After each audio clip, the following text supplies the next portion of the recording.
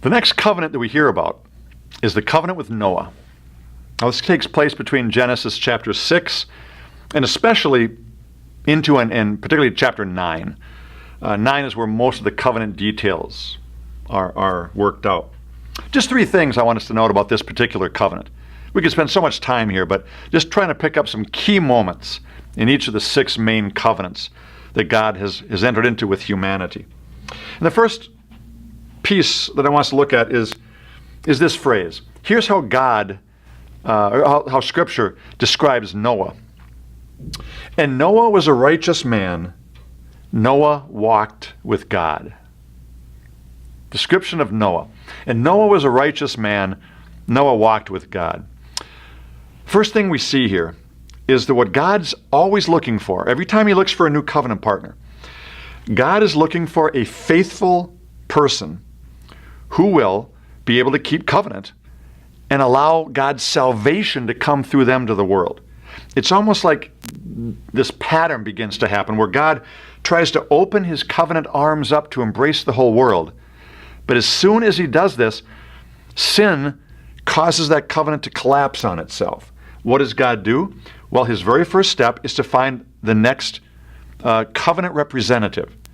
First it was Adam.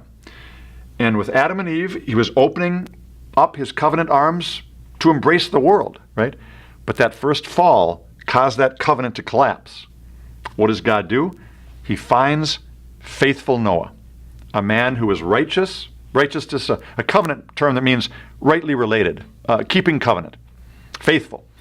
And he finds this faithful man, and he begins to work with him to begin to open Noah up as the next way to wrap his arms around the world. Right? God always works through people. So Noah is his next covenant moment. Finds a righteous man. Now, how does he know Noah is righteous? Well, we're going to see that another pattern that develops here is that God must test his covenant partners to know what's in their hearts. Now, what that means is simply this, that there's no way for God to really know a human heart until that human being, and this is the case for all of us, until a human being is in a situation that requires them to trust God more than themselves or something else. Until we're in that place, we don't know what we do. What God does is he asks Noah to build an ark. Now that's a step of faith, because it doesn't seem like there needs to be an ark. It's pretty dry, right? Not a lot of reason to build a big boat where there's no water.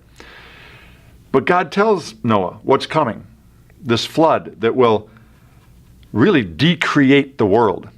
It's fascinating here how the flood story undoes the creation in Genesis 1.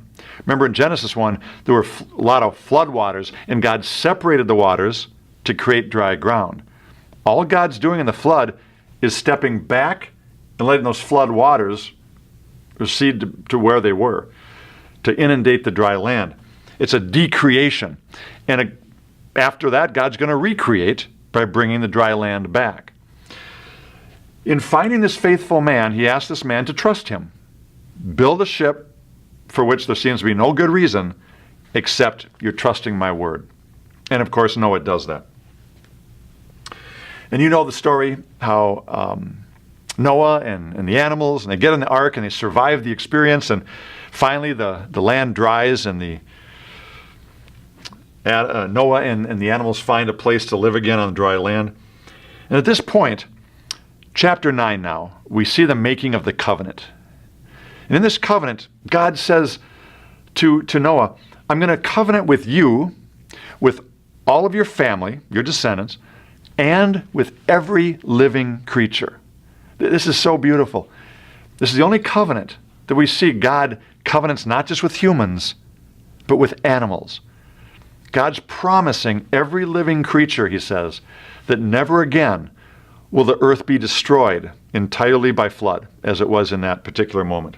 That's not all he promises. There's two really beautiful promises to this covenant. God says, first, never again will all the earth be flooded, but also that from this point on, humans can trust that the cycles of nature will remain regular and stable. In other words, night will follow day, and day will follow night. And spring will follow winter. The cycles of nature will remain stable. Now, this is something you and I just take for granted. You know, we know how the universe works, so to speak. We know how the sun is stable and the earth revolves around it, and how 365 days completes a year, and we know the seasons. But in the ancient world, before that knowledge was available, there was a lot of fear around whether spring would ever come once winter sets in, or whether, in fact, day would come. Would the sun actually rise again once night had taken over? And so in the ancient world, there was a lot of fear and obsession around keeping the cycles of nature regular. In fact, a lot of pagan worship, polytheistic worship, was devoted to appeasing certain gods that they believed were ruling these things so that the cycles of nature would stay regular. Our God, the true God, simply comes in this covenant promise and says, look, don't worry about that. Certainly don't be sacrificing your children, as some cultures were, so that the spring crops would come, or so that the spring season and summer season would actually get here. Just trust me. I promise you the cycles of nature will stay regular. An amazingly beautiful promise in the ancient world for people who were very worried about that very question. So what are the terms of this covenant? Just two. God promises no more floods, inundating the entire earth that way. There might be local floods, but not a flood that wipes out all life. And the cycles of nature will be regular, and you do not have to worry about that. Notice there is no call from God for his human partner to promise anything to him. This is a great example of an unconditional covenant. And we talked earlier in another session about conditional and unconditional covenants. Notice that the creation covenant with Adam and Eve was conditional, right? If you eat of this tree, then you'll die. Every time you hear a if then, you know you have a condition. But here, there's no condition. God simply promises no more flood that will destroy all life, and never again we have to worry about the cycles of nature being arbitrary. Doesn't ask his human partner for anything with regard to the covenant. Now, he does have some teachings there, some Noahic laws, we call them, about not killing each other and stuff, but he doesn't make his promises contingent on those. So it's not a conditional covenant. He simply promises unconditionally, never again will all the earth be flooded, such that all life will be threatened, and never again we have to worry about the cycles of nature. And the final thing I want to point out about this covenant is the particular sign of this covenant. Finally, the third piece of the Noahic covenant I want us to pay attention to is these words of God in chapter 9. God says, "This will be the sign of my covenant." And he actually talks for quite a bit of chapter 9 about this sign of the covenant. Now, when you think of what is the sign of Noah's covenant, probably everyone quickly recognizes, well, we're talking about the rainbow, right? That beautiful artistry work of God that comes out after a rain, and you get these multicolors that cross the sky. And yes, that's what we're talking about. But it's important to know that the Hebrew word that we translate rainbow in chapter 9 of Genesis here is the very same word that can also be translated as just bow, as in bow and arrow. In fact, almost always the translation is bow, meaning weapon of war, bow and arrow. And so as we read this text, we find out that God is actually talking about his bow and arrow bow, not just a rainbow. The rainbow, in other words, comes to represent what God is doing metaphorically with his weapon of war, his bow and arrow. Because God says this, here's the sign of the covenant between me and you and all living creatures, right? He's covenant with all animals, never to do the flood, keep the cycles of nature regular. He said, here's my sign with you, right? The visible thing you can remember. In fact, God says that when I look upon it, I'll remember, he says, my covenant with you. So the sign is technically for God to remember, because he's the only one who's made promises in this covenant. And God does say, when I look upon my bow, I'll remember the covenant promises I've made towards you. Now God says, here's what he's going to do. He says, I will set my bow in the sky. He will set his bow in the sky, such that when I look upon that bow, I will remember my covenant that I've made with you. This is a beautiful, beautiful illustration of an unconditional promise by God that he himself sets a reminder for himself. Now, clearly God doesn't need a reminder, right? He's omniscient. Clearly it's us who benefit by seeing the rainbow and remembering God's promise to us. But in covenant context, because God's the only one promising, it makes a lot of sense that God is saying the covenant sign is for him to remember, since he's the one who made the promises. What's also beautiful to know is that this idea of setting your bow aside, right, in this case in the clouds, is referring to an ancient idea.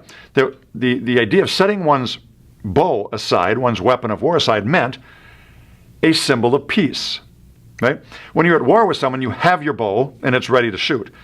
When you're at peace, your bow is set aside. So what God's really saying here is the sign of this covenant is a sign of peace between me and the earth, that I'm not at war with it. I'm taking my weapon of war, my bow, putting it aside, so that when I and you humans look on it, we all know I am at peace with the earth, not at war with it. It's interesting. Some Jewish rabbis later in history said, it's interesting how God set his bow in the sky. If we look at the horizon, let's say, when you notice a rainbow, and the rainbow, of course, looks something like this then. A bow. Some Jewish commentators pointed out that if you fill in the details of the bow, so let's say that's the bow, here's the string, if it was to be pulled back, right, and it's bowed, it's in a tensed position of war, one might say. So if one put the arrow into the bow, in the string, it was pulled back, it would look something like this. It raises an interesting possibility that the way God might have set his bow in the sky is in a bent position with the arrow facing upward at himself. Now, why this is interesting is because in covenant symbolism, the idea that one is willing to die if one doesn't keep one's promises is a very common part of ancient covenants. In fact, in a few chapters, we'll see God do another ceremony in which he actually walks what we'll call the walk of death, and promises Abram by walking these pieces that God himself will take the covenant curses on himself, and Abraham does not have to. God will take the covenant curses if the covenant's broken. Could be something similar going on here.